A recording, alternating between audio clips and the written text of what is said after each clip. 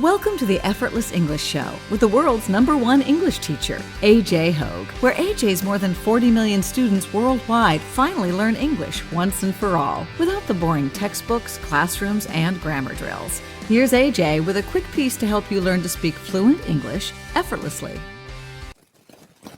Hi, I'm AJ Hoge. Welcome to the Effortless English Show. Go to effortlessenglishclub.com and try my VIP membership program. Hello from Japan. I'm in Japan now. I've started my Asia tour. The first stop on the tour is Japan. I'm in Kyoto right now. In fact, in our Kyoto apartment. So, hello from Japan. Let's start the show. Have you ever, stopped studying English and then had a lot of trouble getting started again? Well, I've been thinking about this topic of stopping and starting and losing your motivation, losing your energy to do something. It's a tough thing because we all get distracted. We all get busy. And sometimes we get so busy that we stop doing something that's important, such as studying English. Now, in my case, I stopped running. So I used to run not every day, but several times a week. And I was in really great shape. In fact, about 6 months ago, I was in the best shape of my life, the best fitness level of my life. I was running at the park probably 4 times a week. I was also going to the gym a couple times a week, lifting weights. I was doing push-ups and pull-ups and handstands, a whole variety of exercises. So I felt great, I felt strong, I felt powerful, I had a lot of energy. It was fantastic. And then we went to San Francisco about 6 months ago. And just the change of flying to a new city, relocating for a little while, it upset all of my routines. Plus, when we got to San Francisco, I suddenly had a lot of work to do for Effortless English. I had to record lessons and plan videos and audios. I got super busy with the business. And as a result of all of this, I broke my routine and I stopped running, stopped going to the gym, stopped all kinds of exercises except walking, in fact. Well, back in Japan now, I decided I'm gonna get fit again. Of course, I got all my major business done in San Francisco, so I'm refocused now on health and fitness. But the problem I've discovered, maybe you've discovered this with something in your life, maybe exercise or eating healthy or studying English, something. The problem is that when you stop something, it's really, really tough to get started again. Let's take a quick Twitter question and then I'll come back to this story. So, question from Twitter. Jamal asks, or actually says, I have a call center interview in a few days. How can I impress them? I'm nervous.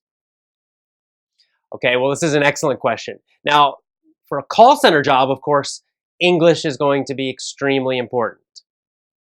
So likely the interview will be in English.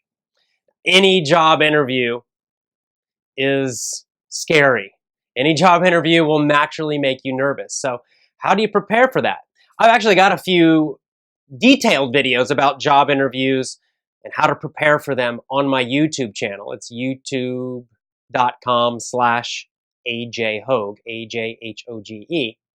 So if you want more detailed answer, go to my YouTube channel. But right now I'll give you a very quick answer for how to get ready for a job interview, especially one in English, which can be even more nerve-wracking. Nerve-wracking means scary. So, what to do? The first thing is you need to think like the employer. So instead of focusing on yourself and what you want, when you go to an interview, instead think about the employer and what they want. What are they looking for? And of course, for specific jobs, that can vary. For some jobs, maybe they look for certain skills. For a call center job, they'll look for good English ability, for example, good speaking ability, good pronunciation, Probably the ability to be persuasive using English. Those are specific skills, and it depends on the job. But there are some skills and some traits, some personality traits, some characteristics that all employers are looking for. And you need to think about these when you give your answers and when you practice giving answers. Number one, they're looking for an employee who will contribute to the company. Someone with a contribution mindset. What does that mean exactly? What it means is a contribution mindset means that you are thinking about the company first. You're thinking, how can I help the company? How can I improve the company? Now, what this really means is, how can I help the company make more money? Or how can I help the company save money? Or how can I help the company save time? Those are the three big ones. Make money, save time. That basically means solving problems or coming up with new ideas. So companies are looking for employees who are going to add to the company, because too many employees have a mindset of they want to take. They don't want to contribute, which means to give. They're just looking to take. They're thinking, what can I get? I want a good paycheck. I want good benefits. I want good hours. I want. That's the mindset of a lot of employees and a lot of people who interview for jobs. I know you want a good salary and all of that. It's important, yes. But when you're in an interview, don't talk so much about that stuff. Don't be thinking about that. Instead, think, how can I help the company? How can I contribute? How can I help them make money, save time, save money? So in your answers, always include examples or ideas about how you can help the company, contribute to the company. Another thing all companies are looking for are team players. That means employees who can get along with other people. Now, to get along with, it just means to have a good relationship with other people. Sadly, a lot of employees do not have good, positive relationships with their coworkers and with their bosses. And these kind of people cause a lot of problems for companies. So companies are always looking for trouble. They're looking for people who might cause problems, people who might have negative, bad attitudes, for example. So, again, in your answers in an interview, you want to show them that you can have a good relationship with other people, and that at past jobs, that you have indeed had a good relationship with your coworkers and your past bosses. Those are just two quick ideas. Go to my YouTube channel for more details. Okay, so I was talking about what happens when you stop, and the fact that when you stop doing something important, to restart is extremely difficult. And I found that this with exercise recently. Before, when I was running, it was kind of easy to keep going. I would get up in the morning, it was an easy habit to do. But now, after a 6-month break, it takes a huge amount of motivation to make myself go for a run at the park now. Restarting is very tough. For example, Monday, I restarted my running program. And I fought with myself in the morning, like, okay, come on, I'm going to finally go running. And then I had these other thoughts in my mind. No, AJ, take it easy. Just relax. You can start tomorrow. And then the other voice in my head, no, you need to start now. You've been lazy. Come on, get going. And so I had this fight in my head. Oh, relax, AJ. And like the little devil on one shoulder and the angel on the other. Well, it's sort of the same idea. These two voices, the lazy voice and the disciplined voice. And finally, after lots of arguing in my head, I convinced myself to go for a run. And that was it, right? No, that was not it. Because when I actually put the shoes on and went out the door, it felt terrible, horrible. My body felt heavy and weak and tired. So I started jogging along really slowly, and my legs just immediately felt weak and tired. And then I started sweating right away, and my whole body felt like it had no energy. Like every step was a struggle. I was plodding along. To plod means to just go very slowly. I felt like this big, heavy, slow, weakly. So every step took effort. And again, the voice kicked in, the little devil voice said, oh, just stop, just walk. And then, of course, the disciplined voice says, no, keep going, keep going. And so the entire 35 minutes that I was jogging was this struggle again in my head. You can stop now, stop now. No, keep going, keep going. So it was a horrible, tough effort. It was painful and tiring and no fun at all. The entire run. Horrible. The next day, I went for another run. Again, painful. Even worse, because I woke up the next day with sore muscles. My legs hurt. Just from that simple little jog, my legs hurt. So the next day, it was even tougher to go for another run. Because I was still tired, I was still weak, I was still feeling lazy. And in addition, my muscles hurt. I was sore. Somehow I forced myself to do it. And then again the next day on Wednesday. And then finally today, Friday, I went out for another run this morning and I felt a little better. Right? It wasn't quite as tough to make myself do it. And as I started running, I noticed at the beginning, I don't feel quite so heavy and tired. I feel a little lighter on my feet. This feels a little easier. And after about 10 minutes, instead of wanting to stop, I wanted to continue. Started getting a little bit of that good feeling again from running. It was still a little bit tough, but much easier. Finally, I started getting some momentum. We'll talk more about this idea of momentum in a minute, and inertia. First, let's take our second Twitter question. From Twitter, Saba Farad asks, says, I get irritated listening to the same lesson repeatedly. What can I do about this? It's a good question. It's a common question. People ask me this all of the time. I always tell you that you need to repeat your audios many times, that you need to repeat the Effortless English lessons many times. Some people do that easily, no problem. Others, they get frustrated or they get bored sometimes.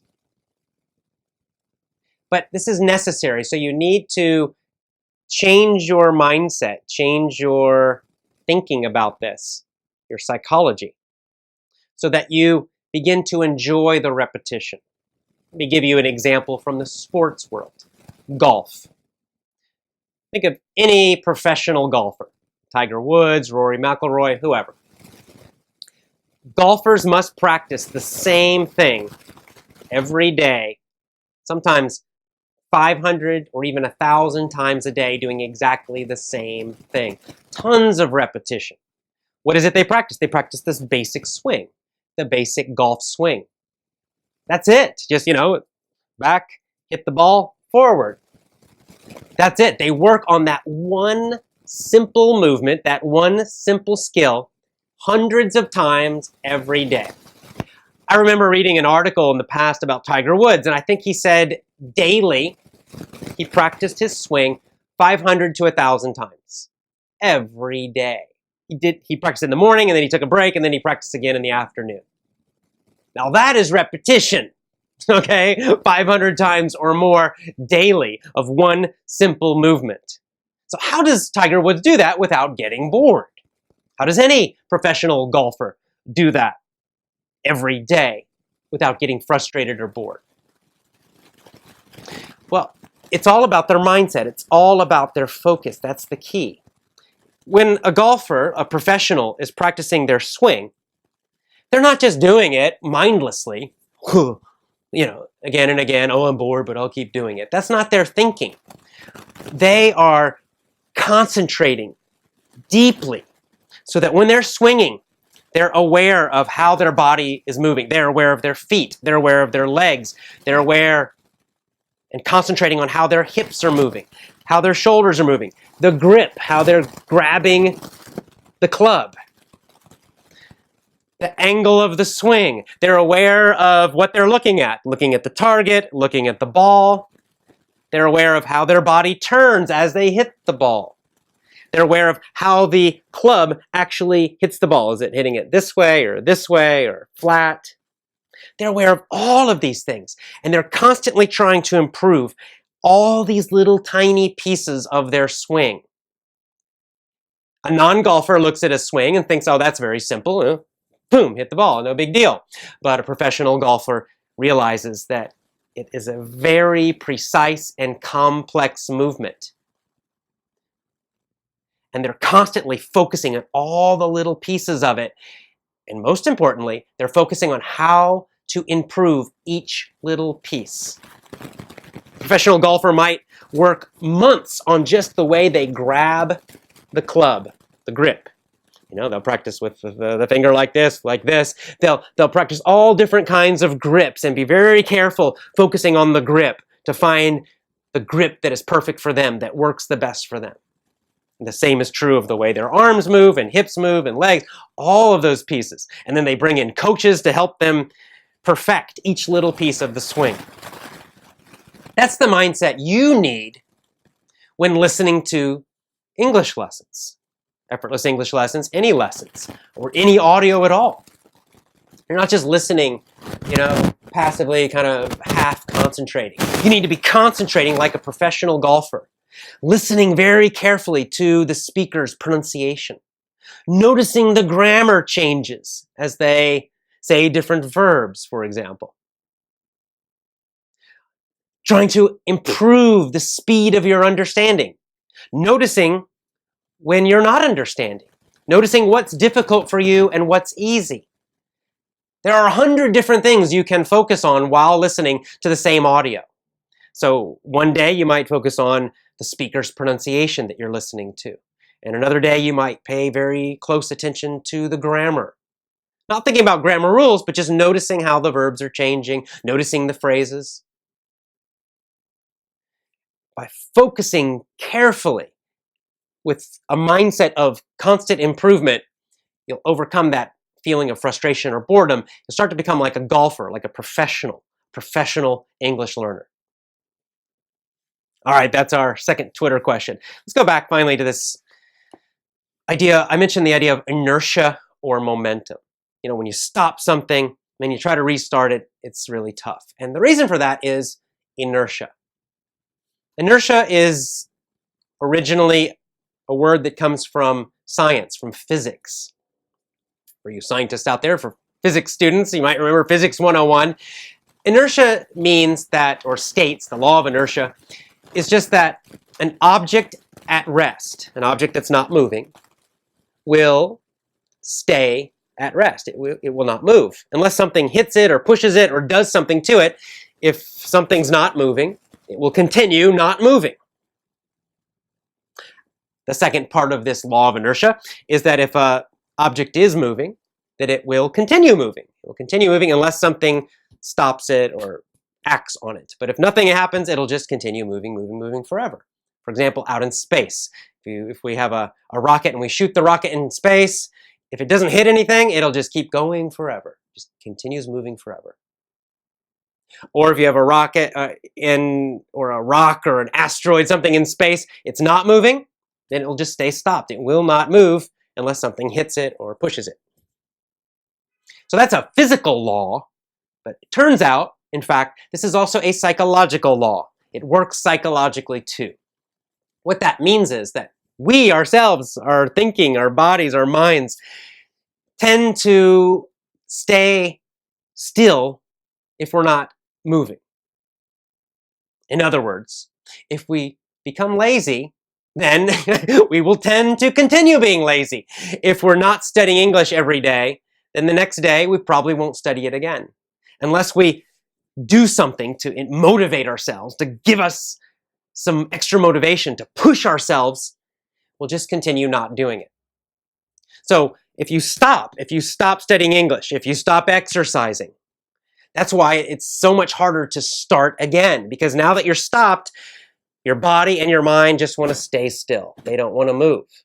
So to get them moving requires extra effort, extra force. If you're already moving, if you're exercising daily, then the next day, let's say you've been exercising every day for a month. You wake up tomorrow, it's quite easy to go exercise again. You've been moving, you've been doing it every day. So to do it again the next day, it's quite easy. Your mind naturally wants to just keep going in that direction. Continue doing this habit. But if you're like me and you take a break for 6 months and then you want to get up and go for a run, oh, then it's tough. You've been sitting still, not exercising all that time. To get started again, it's really tough. Another way to think about this, imagine a big rock, a boulder, a huge rock. Now, if you want to move that, you want to push it and move it. In the beginning, it's really, really hard, right? Just imagine it's perfectly round. Now, it's really heavy. So to get it started, to get it moving, it takes a huge amount of effort. You're sweating, your muscles are shaking, right? Just to get it started takes a huge effort. However, once it starts rolling, once it's moving, it's actually much easier to keep it going. Then if you just keep pushing it a little bit, sometimes it'll continue rolling. It's much easier to keep it going after it's started. This works psychologically too for your English. If you stop studying English every day, if you stop listening to English every day because you get busy for any reason at all, it's going to be much tougher to restart. So let me give you a little advice about this. Life happens. Things happen in life. You will get busy. Maybe you get busy with school. Maybe you get busy with your family. Maybe something happens at work, and you just can't spend a lot of time listening to English every day. That happens. It happens to me. It happens to everybody. We all get busy and distracted sometimes. But here's just a little tip, a little advice to help you keep going and improving your English. Don't stop completely.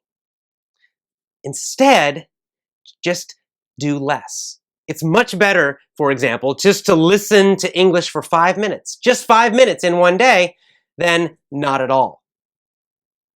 The problem is, see, your brain's going to tell you, oh, 5 minutes is nothing, it won't help, so I should do nothing at all. I just won't do anything today. But if you do nothing, right, then it's like that big rock stopping.